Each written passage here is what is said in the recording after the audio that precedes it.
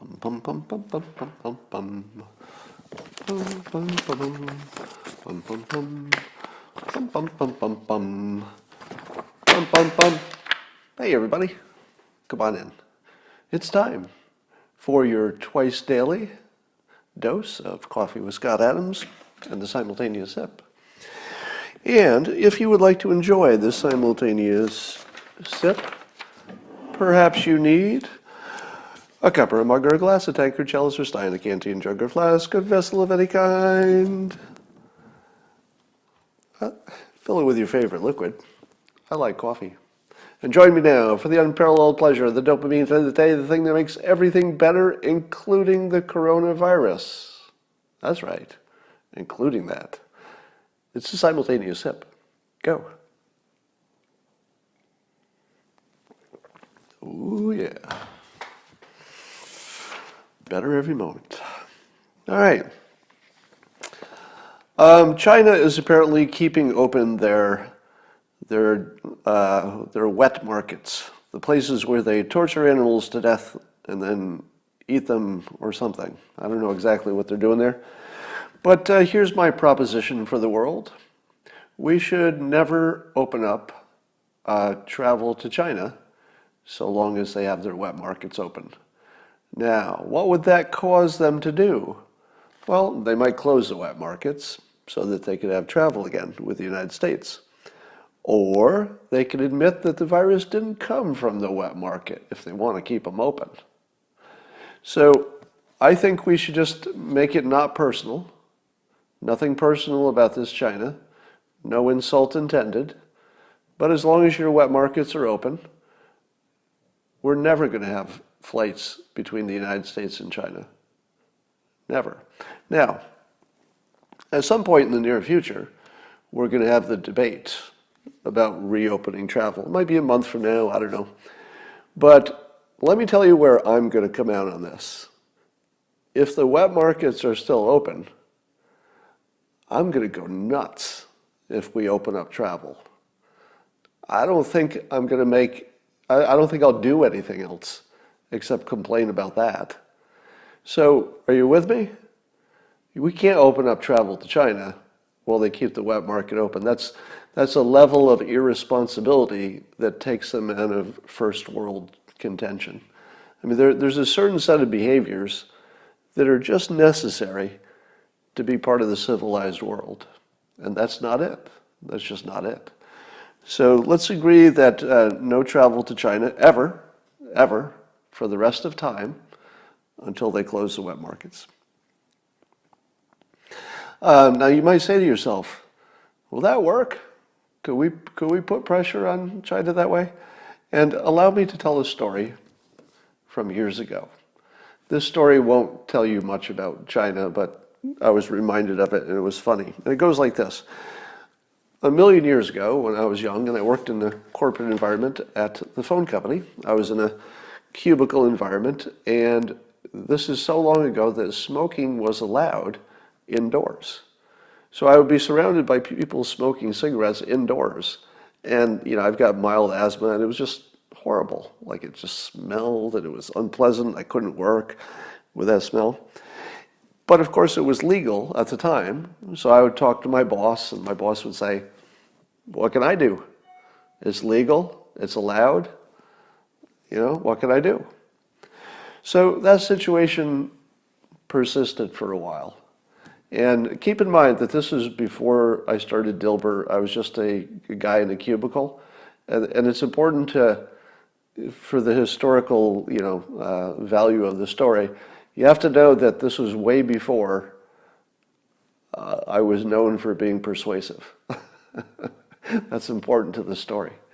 So every day I would think, gosh, what am I going to do? I can't put up with this. And I've already asked management, and they said, we're not going to change it. Well, one day, as luck would have it, the corporate folks decided that we all had to sign off on some workplace safety documents. And that each person had to look at the documents and read them, and then they had to sign that they understood the workplace safety rules and that they would implement them. So it wasn't enough that you knew what they were. You were basically committing that if you saw a workplace safety problem, that it was your job to do something about it. And one of the things they required is that if a workplace is unsafe, that you should immediately inform management and then not go to work there. So it was your responsibility to not work where it was unsafe. It was only your responsibility to tell management that you weren't going to work there. And then they need to change it. So I get the document and I'm looking down the list of known problems. And it was listing carcinogens. And it listed tobacco, secondhand tobacco smoke. So on the company's own documents, the official document that I had to sign to promise that I would comply with it, it said that if I was in a situation with secondhand tobacco smoke, I was in a dangerous workplace area. So I complied. And I informed my management that I wouldn't be coming to work anymore until the workplace was created to be safe. And I said, it's nothing personal. I'm just going to use the company policy that says this is an unsafe workplace. I mean, it's right here. I'm not making this up. I'm reading it right off the page. And I'm in one. I mean, there's no doubt about it. There's no question about the data. I'm sitting right next to a smoker. So I said, I'll come back to work when it's safe. So I went home. A day goes by, and my immediate supervisor calls and says, are you serious about this? Or words to that effect. And I said, why wouldn't I be serious about it? It's the workplace policy. I'm just following your own policy. I can't go to work until it's safe. That's your rule. I'm not making the rules up. He talks to his boss. His boss calls me the next day. So this is day 2, where I'm being paid, but I'm not going to work. So far this is good for me, right? My boss's boss calls and said, are you serious about this? I said, yeah, totally serious about it. I'm not coming back to work until the smoking is gone. And then my boss's boss called. I may be remembering some of this a little approximately, but it was basically this story. And said, are you serious about this? And I said, yep. And about a day later, my boss called and said that they had rearranged the office and put the smokers in one place, and they would have me in another place. So I decided to go back to work because they moved me to a non-smoking part of the building, and it was only maybe months after that the whole company banned smoking indoors. Now, part of what I did was make sure people knew my story, because the company buckled. They had to. They had to.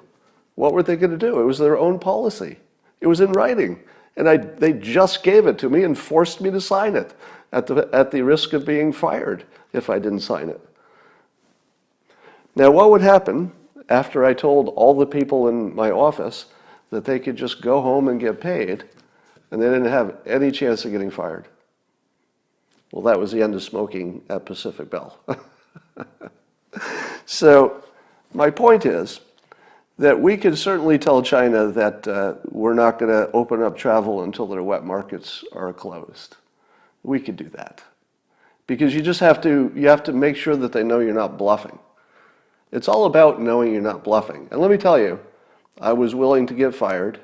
I would have gone to the local newspaper. I would have made it a national story to the extent that I could have.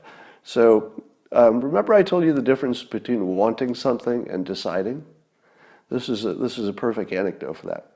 There were a lot of people in the office who wanted to not be around cigarette smoke. But wanting it didn't do anything.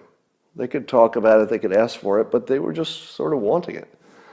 I wanted it until I decided I wasn't going to have it anymore. Once I decided, it was over. I was not going to be around it. Now, I might have lost my job. It might have been big consequences, but I had already decided. So that's the difference between deciding. So if I had lost my job, that was the price I was going to pay, but I had already decided. All right, Yesterday, there were 136 fewer deaths than the day before. Let's see if we can keep that up. I don't think we'll necessarily be low again today. I imagine the numbers are going to pop around a little bit randomly for a while, but that's a good sign. Could be the beginning of the turn, never know. On Fox News, they said the unemployment rate after these 6 point whatever million people are added to unemployment was 4.4%. That's not right, is it? Did we just add over 6 million people to unemployment and the unemployment rate is still only 4.4%? That can't possibly be right, right? So I need a fact check on that because I thought it was around 10%.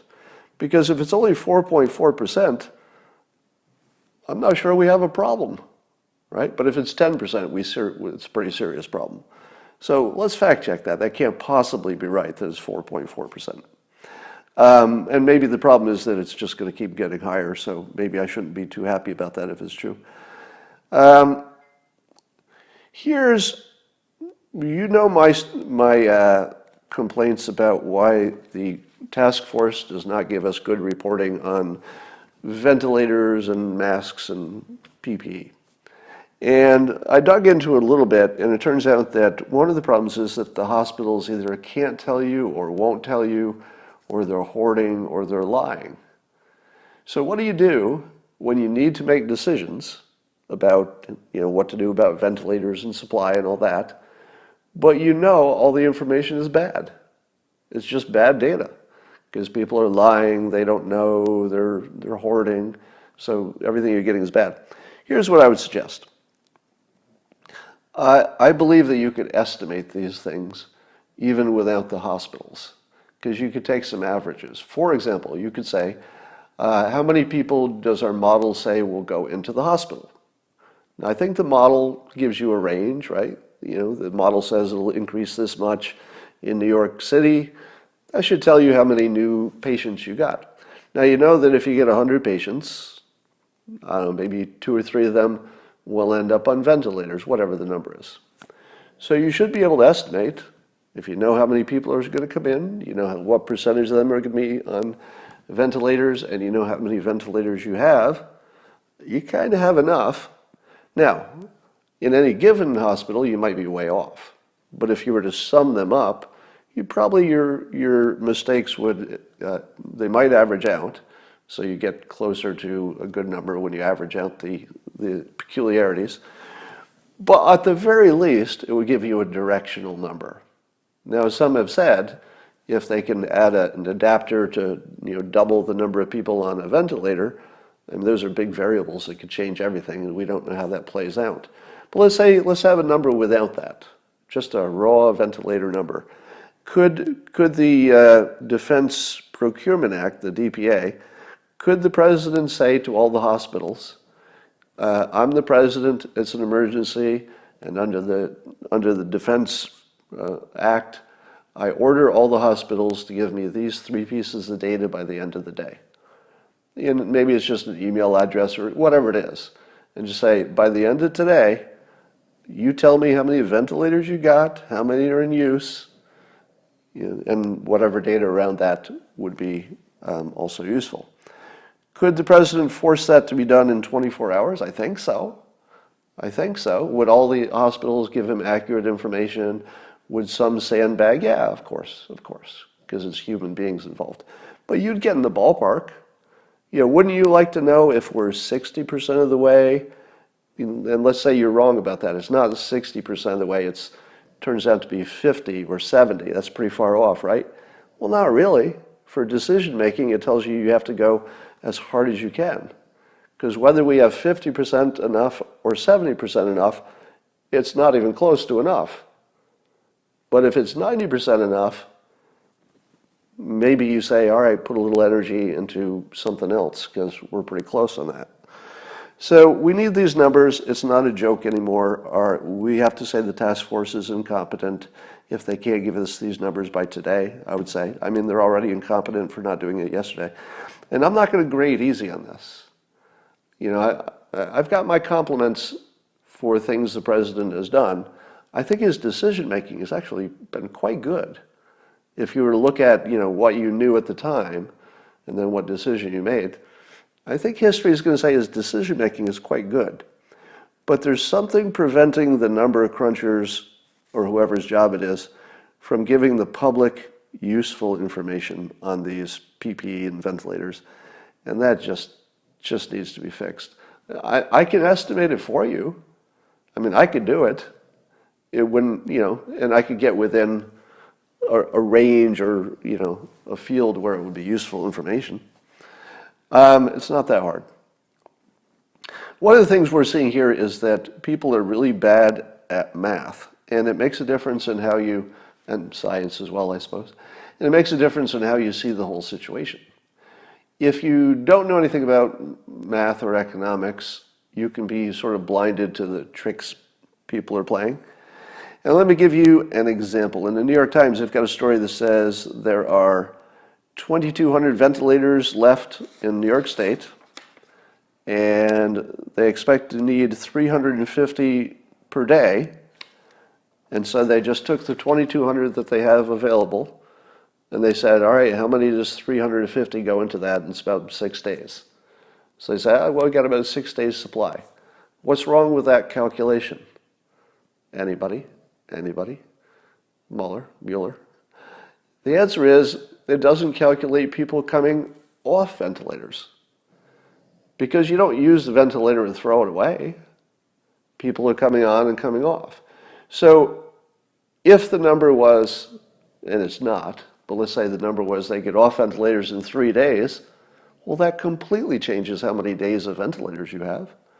If it's 2 weeks, well, then you got a little more trouble. I've seen estimates from 9 to 11 days, some people saying 7, but let's say it's 10 days. You have to calculate that, right? The New York Times, writing a feature article, just takes the amount available and divides it by the amount you need per day and says, well, it looks like about 6 days. Are you kidding me? A 6th grader would know that's not the right answer because people are coming off ventilators too. So yeah, it's difficult to calculate, but let me finish the point.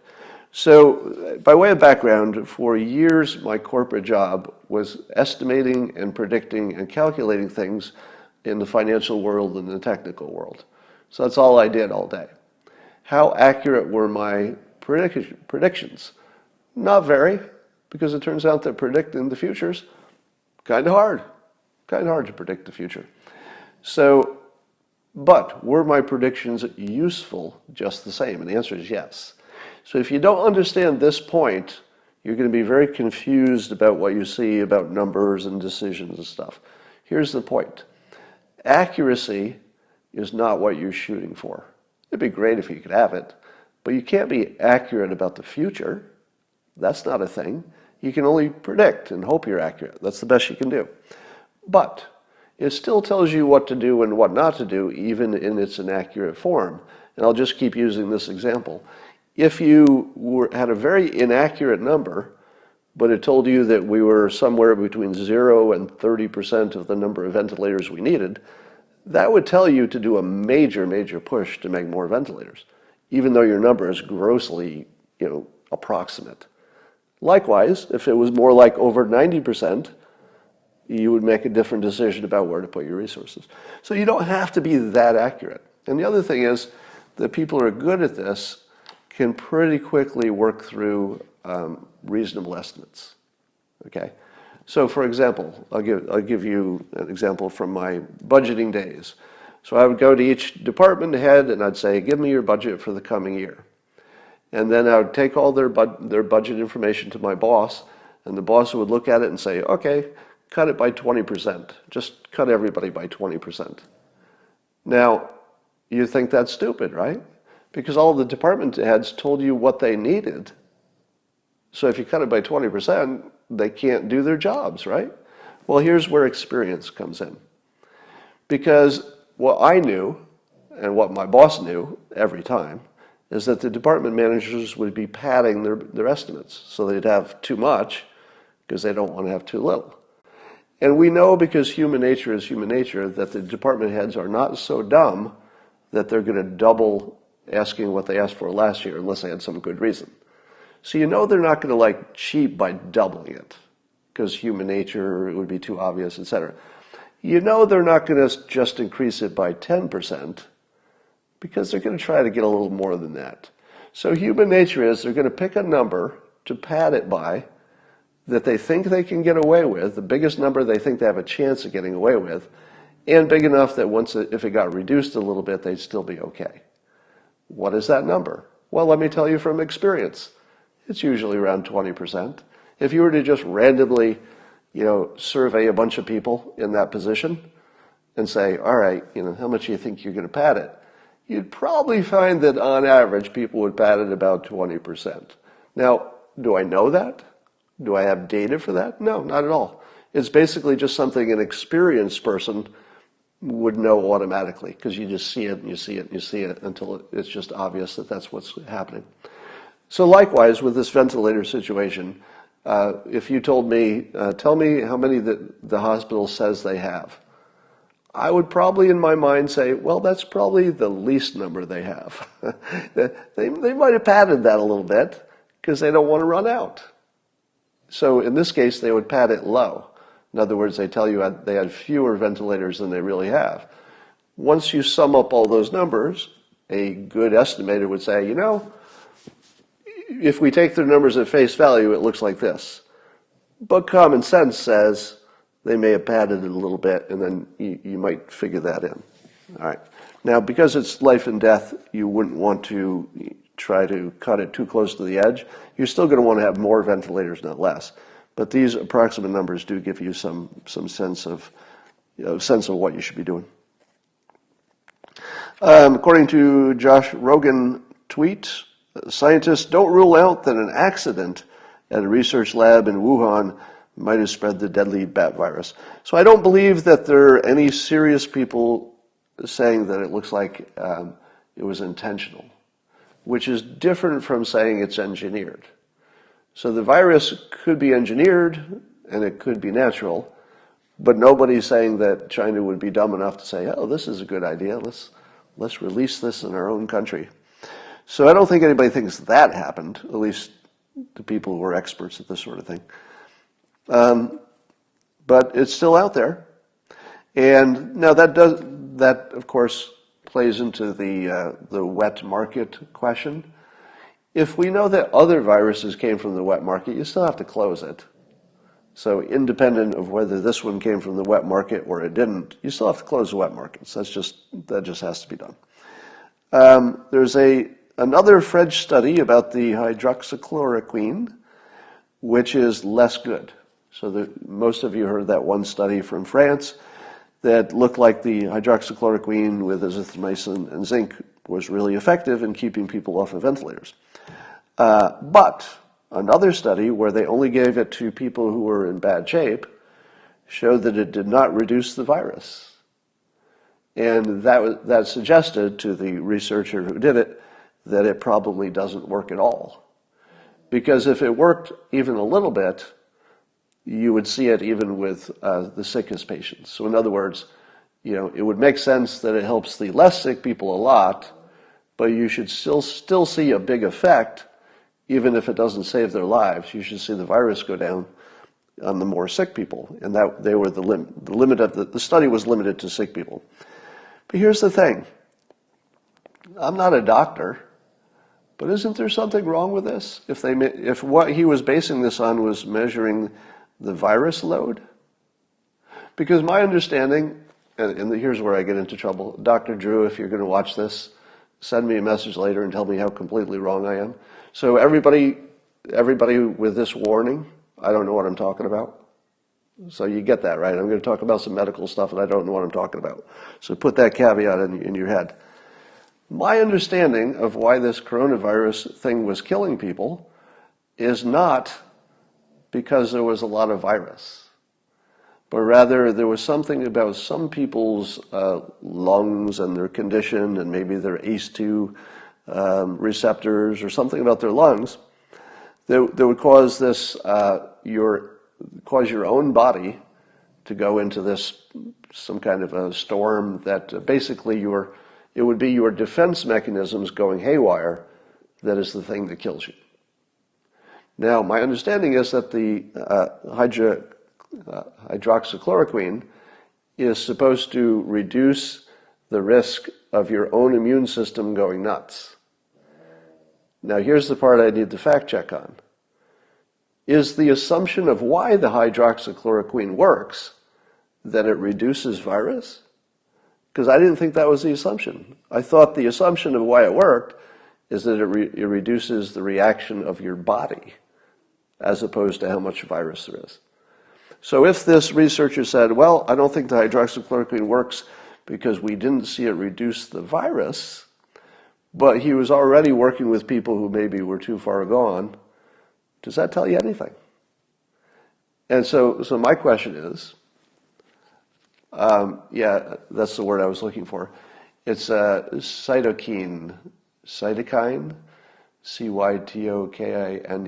storm. And that has something to do with your body's own defenses going into some kind of a spiral that is bad. All right, somebody says incorrect, and then somebody says correct. Somebody says you are correct, and somebody says yes, it reduces virus. Somebody says no, it kills the virus. Somebody says yes and no. All right, so that's why we do a fact check. The other thing I'm not sure about is, did the second study show the cocktail? I think it did, right? The azithromycin. But I don't know. Anyway, so I'm just going to put that out there that I don't know if the two studies were comparable. So, but there are now two studies I know of that shows it doesn't work. Right? So if it turns out that the hydroxychloroquine doesn't work, don't say nobody told you, because there are two studies that suggest it doesn't. At least two, there might be more. But one of them is the Chinese study that has no credibility, because it's a Chinese study. And the second one is this one, which I'm not sure they compared apples and oranges, so I don't know if it's telling us what it should, but it should worry you that the virus did not reduce. All right.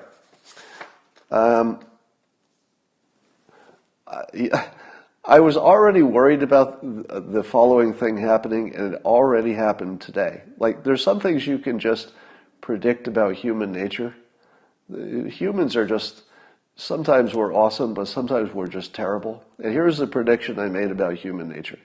So I have made for some time the prediction that the total net, keyword net, deaths from the coronavirus would be 5K or less. 5,000 or less. Now you say to yourself, but Scott, 6,000 people have already died. So you're already wrong because it's over 5,000. To which I say, no, you missed the net part, because so many people have lived because there's no traffic, etc. They have to consider that, because that was all part of the same decision. The decision to close the economy necessarily saved a whole bunch of lives. It wasn't why we did it, but it's there. So already, and I predicted that no matter how clearly and how often I would say the 5K is net, that when we know what the real numbers are, idiots would come after me on the internet and say, Scott, you said 5,000 and it's really 20,000, so I guess you're wrong, better admit it in public. And if you can believe it, somebody is already doing it. Already somebody contacted me on LinkedIn and said, Scott, you should already admit that you're wrong because it's over 5,000 and you didn't say net the first time you said it.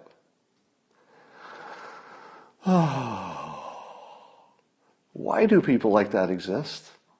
Now, it probably is true that I didn't say net the first time I said it, but I did say it way before we knew how many people were going to die. I said it when about 1,000 had died so far.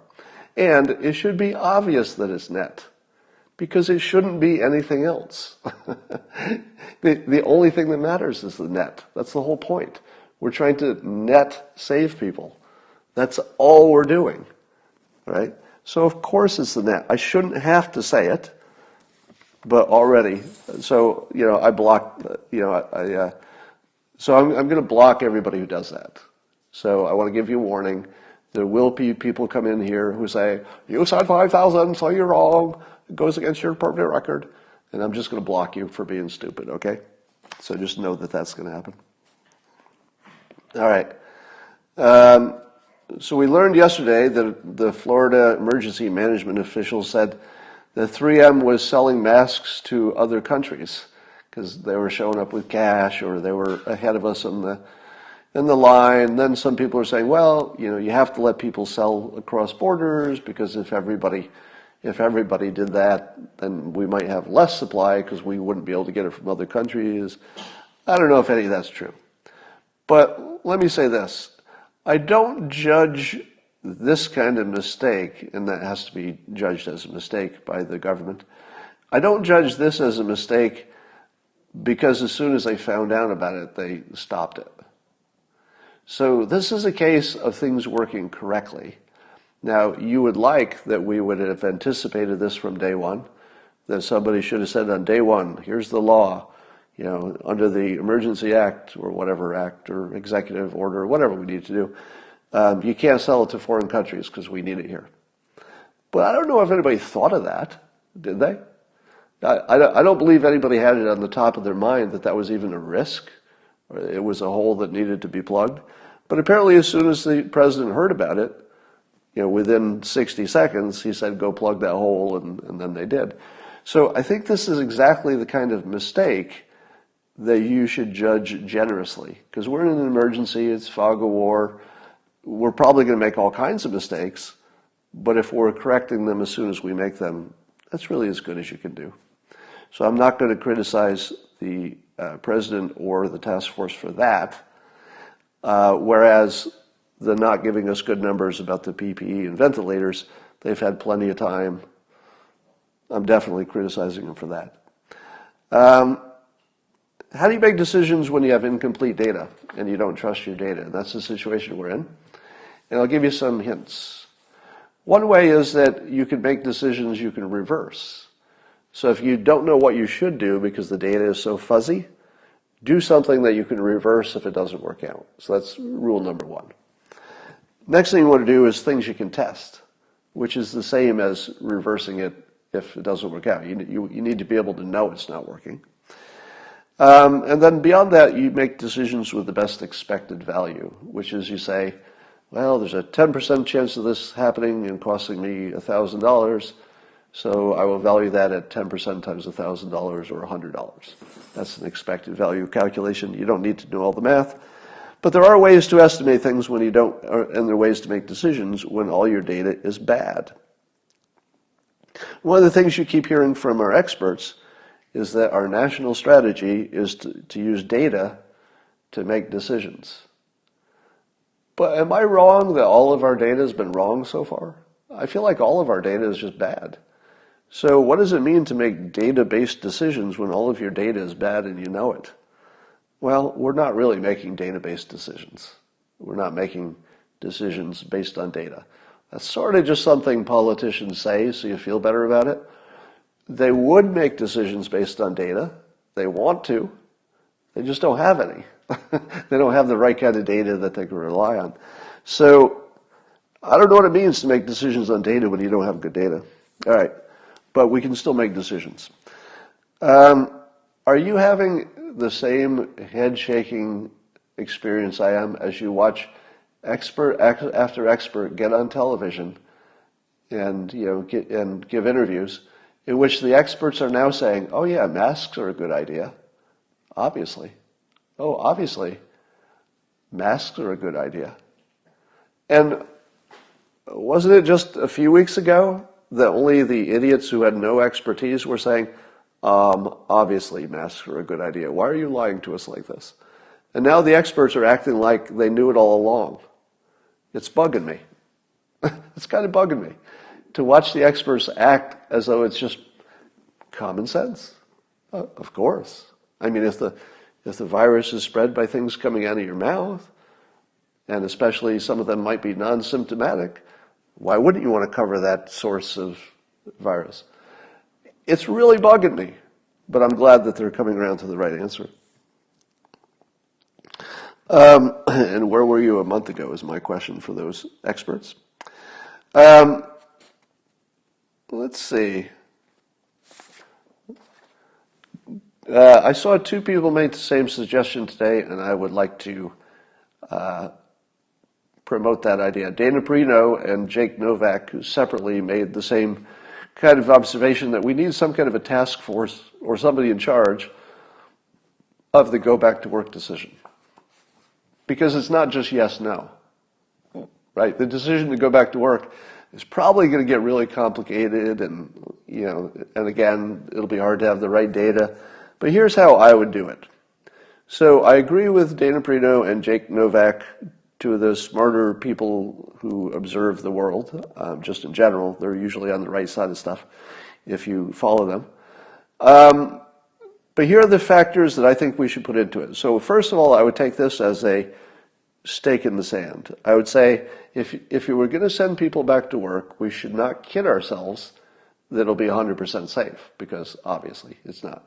So we should set some kind of a level of risk that if you are below that risk, you can go back to work. But if you're above that level of risk, maybe you wait a little while. And here are the factors that I believe we could accurately say determine your risk. Now, of course, every person is individual, so you're not going to be able to protect every person. Any guidelines you have will necessarily result in somebody who probably had a high risk but didn't know it, goes to work and he ends up dead. So don't think in terms of reducing risk to zero. And I think if we were to reduce the risk of going back to work to, let's say, normal flu season levels, whatever that is, then we'd probably be okay with at least the part of the world that would only have normal flu level risk. We'd probably let them go back to work. And here are the factors that would determine whether they have regular flu risk or extra coronavirus risk. I've heard estimates that 80 to 90% of the hospitalized people are overweight. Could we, in this country, say, here's the deal. If your BMI is above this number, you're not safe. Now, body mass index is, of course, dicey because muscular people look fat if you weigh them because muscle weighs more. But I think we could work through some of that. So here's the first thing. It's politically incorrect to say fat people stay home. We're in an emergency. This is an emergency. All the rules about polite behavior are out the window. So let me say this as directly as I can. When some people get to go back to work, fat people got to stay home because you don't have the same risk. I'm sorry, fat people have to stay home. Now, I'm not fat shaming. I'm not giving you any advice. I'm just saying the math suggests that we will have a national tragedy if fat people go to work and until the virus is done. So I think we have to grow up a little bit. I'm using a provocative word, and I'm saying fat because that sounds insulting. But I'm trying to make the point that the moment you're complaining about that, the political correctness of it, then you don't understand what an emergency is. It's an emergency. If we have to tell fat people to stay home, okay, we can call it overweight. We can put it in terms of BMI, so we're polite. We're still civilized, so we can put it in polite terms. That's fine. But if we're getting worked up about you can't tell fat people to stay home, we got to get over that. Because part of the answer is going to be fat people stay home. I'm sorry, that is going to be the answer on day one of people going back to work. Assuming that the data supports that, and I think it probably does. The next factor would be whether you could isolate yourself at work. Do you have outdoor work? If it's outdoor work, or if it's isolated work, or you're in a cubicle environment and only 1 out of 5 of you are going back to work because the rest of you can telecommute, can you check the box that says, yeah, I can easily stay more than 6 feet away from people? Could you have a factor for your age? Of course, age is a big factor. So if you're younger, you get to go back first. How about if you're already recovered? Soon we hope we'll have enough tests to know if somebody has the antibodies. So obviously, if you're already recovered, that's good. How about having an app to track your contacts? And you can't go back to, these are just brainstorming ideas. How about an app that uses your, let's say your Bluetooth, and I think you could do this. You have to turn on your Bluetooth and your app, and you have to have the app that lets you go back to work. So again, just brainstorming here. So if you, in order to get the go-ahead to go back to work, if you meet these other criteria, you also have to have your app on. Wi-Fi has to be on. And the only reason is it identifies people you're near. So if it turns out later you get it, the government can just open up the app. They can see all the times that your Bluetooth was close enough to somebody else's Bluetooth, sends them a text message, and says you were within 6 feet of somebody who is infected. Maybe you should isolate, or whatever the recommendation is. What about testing people for these ACE2 receptors in their lungs? There's strong evidence that that makes a difference. Let's say if you've had that test, that's another factor. Another factor would be whether you could isolate at home, not just at work. So in order to be allowed to go to work and then come back into your house, you're going to have to demonstrate that there's no old person in your house who can't be isolated. So they'd have to have some criteria because you're also bringing the risk back into your house. So that could be a factor.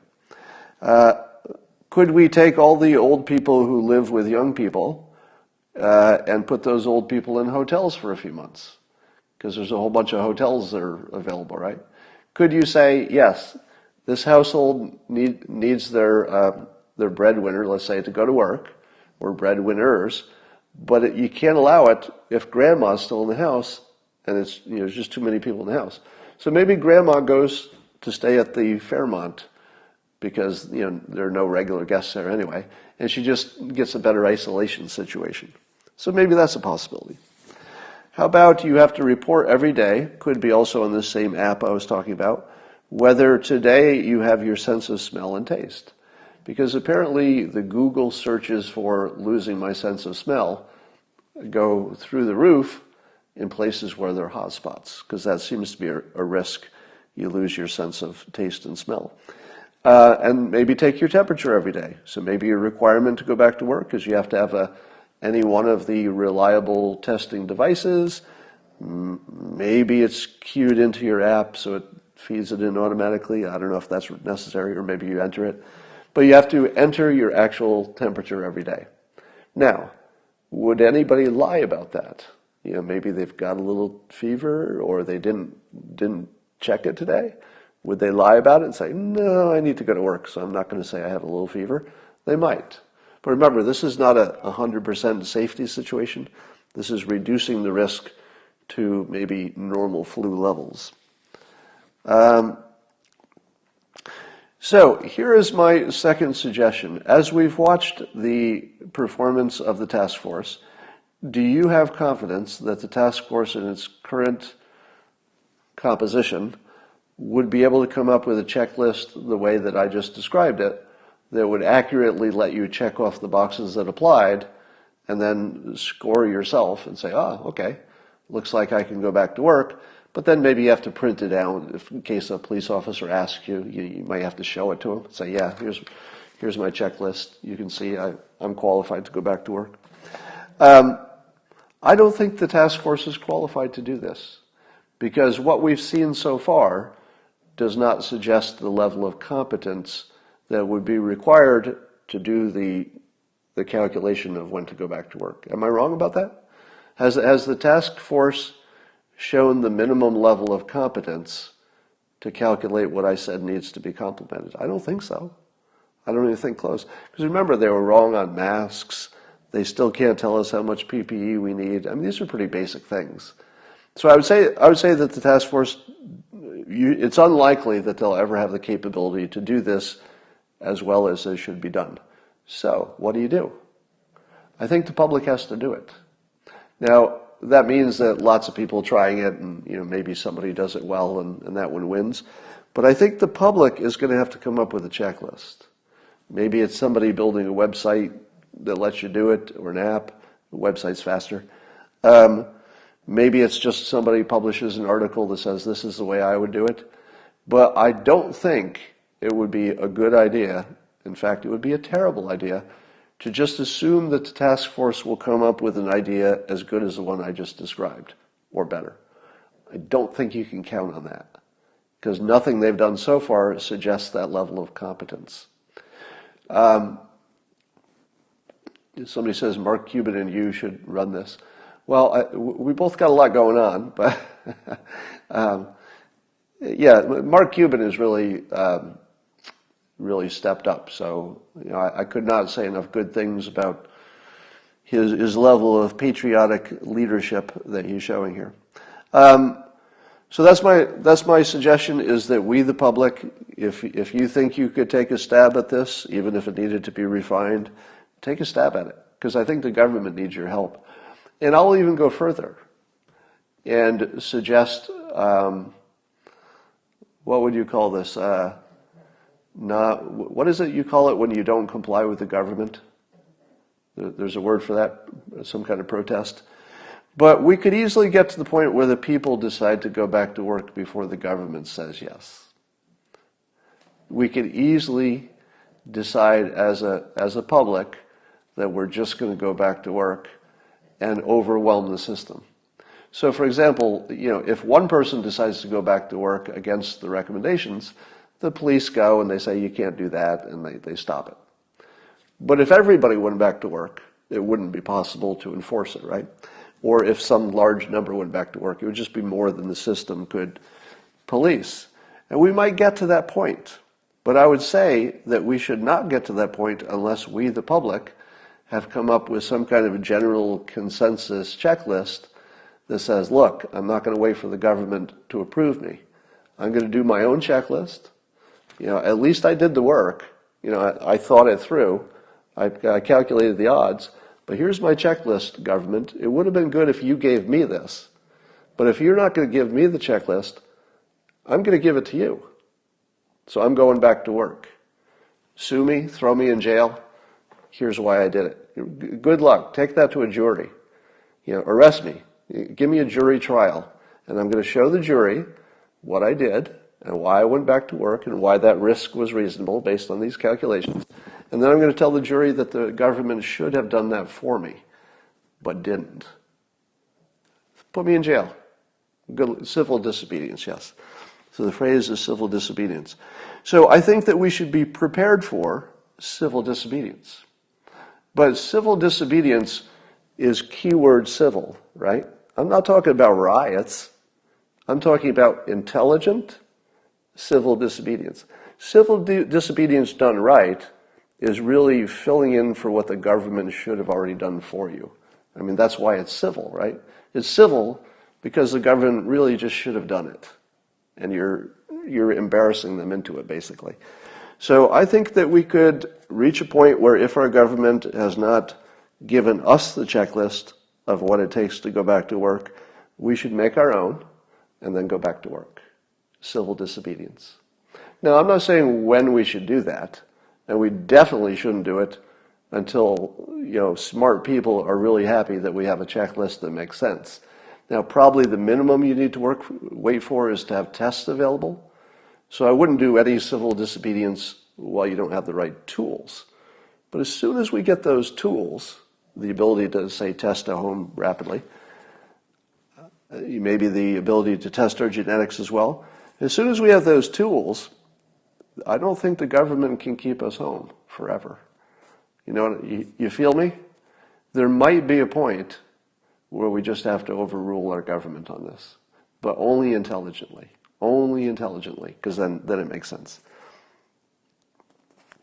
Here are some things, if you want to further reduce your confidence in your government and the news, I want to remind you again the things you heard from me before you heard them from the regular news. Now, I'm not saying that I alone was the first or even close to the first to mention any of these topics. So I'm not saying I started these or I was first. I'm saying that you probably heard them first from me. And what does that tell you about the internet and its information base versus the so-called legitimate news? So here are things you heard first from me. I didn't make any of these up. I heard them from other people. But the hydroxychloroquine, the masks, that might have some potential. We don't know yet. You heard from me that the convalescent blood treatment might have a lot of potential. And now it's a big talk. Again, these didn't come from me. That one came from Ian. They all came from some other source. I said that masks work. Where was the first place you heard that maybe we could retrofit the CPAP, and there's a thing called a BiPAP? Where did you hear that maybe we could retrofit them and turn them into ventilators? Well, it's happening. Who's the first person who told you maybe you could split a ventilator and have two people on it? Probably me, right? Now that's in the news. Who's the first person who told you there was probably a genetic component? You probably heard that somewhere else, but it's still not. There's still not much chatter about it. I tweeted an article about it, so there is now some reporting on that. The ACE2 thing seems to matter. And who was the first to tell you that you didn't know it yet, but there would be fast advances in blood testing because that technology existed. It just hadn't worked its way into the mainstream yet. And now you've seen it. A bunch of companies just popped up, and suddenly they've got little devices, which is what I told you. It would be tabletop devices that could do advanced blood tests really easily. And this is because after 9/11, the government labs built that technology, and then they licensed it to startups. So I knew, I'd seen the startups a few years ago. So I knew that this technology was just ready to be implemented. And sure enough, within a few weeks, they were already building lots of machines that could do this sort of stuff. We're starting to have the conversation about whether economists or epidemiologists should make the decision about going back to work. It's exactly the right question, and it highlights the talent stack problem, which is if somebody's just an economist, do you want them making the decision of when we go back to work? Or if somebody's just a doctor, no matter how qualified, do you want them to make the decision? Because you really need somebody who can see the whole field, right? And that's going to be tough. So the problem is that the doctors are going to want to reduce, deaths to zero, and they're not really going to be focused on the economics of it, even though they understand that bad economics could lead to death too. So it's the nature of the job that they're probably going to focus on near-term deaths. Whereas the economists might say, well, people are going to die no matter what, so what's our best overall situation? So keep an eye on that and make sure that people with the right talent stacks are making the suggestions. All right. Today's death rate is lower than yesterday's, or are you saying that yesterday's was lower than the day before, which we know to be true? So I still don't know about today's, and it's too early to know about today, right? The day just started. Testing is our way out. Yes, of course it is. So testing is our way out. So tell me, how long will it be before you can test yourself at home? No idea, right? You have no idea. That's the failure of the task force. If the task force can't give you even a range of when you might be able to test yourself at home, even if you don't have symptoms, to find out if you have antibodies, if they can't even give you a range, that's not competent. So I'll say it as many times as I need to. The task force is not achieving the minimum level of competence. Because if they did, they'd have estimates for things, even if they're wrong, even if they have to change them, even if they have to update them every 10 minutes. No estimates, no competence. It's as simple as that. So, if you had to guess, will you have a way to test yourself easily at home for antibodies in a month? You have no idea. 2 months? You have no idea. 3 months? No idea. That's completely unacceptable. Completely. Because the task force, for example, knows which companies have committed to be able to make test kits. Those companies surely have given them estimates of how much they can produce. So if you know who's producing it and how much they can produce, and you know how many people are going to need it, tell us. Tell us. That's the minimum level of competence is, gosh, people, we can make 1 million a week, but until we can make 20 million a week, we're not going to be on top of this, whatever the number is. So tell us. Yeah, in an unrelated story, the FBI apparently lied or did not follow the rules on every single FISA application. I'm not even following that story because, all of our attention has been diverted. But just think at the fact that the World Health Organization lied about everything. Our experts lied about masks. They lied about supplies of things. The early numbers don't seem to match what we're already experiencing from the models. So all the credibility of those types of experts right out the window. At the same time, our FBI, who we used to think was credible, we find out has been massively, what would you call it? I don't know if it's illegal or it's just bad behavior. So I'll tell you, I've never had less trust for the professional class. At the same time, we don't really have a choice. So I will trust my doctor most of the time, and I will go to a hospital if I need it. So I'm still going to use the experts, and if they can produce numbers, I'm probably still going to act based on those, even if they're wrong and they need to update them. All right. Imperfect, I must have estimates. We don't all need tests. Well, we probably don't all need tests, but we probably do need to do enough tests. And wouldn't you like to know if you have the antibodies?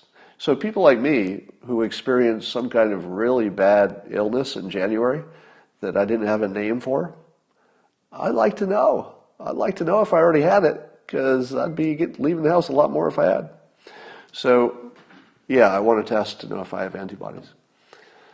Every prediction they make that fails by 1 hour will still be used as an attack. Yeah, that's too bad. They should do it anyway.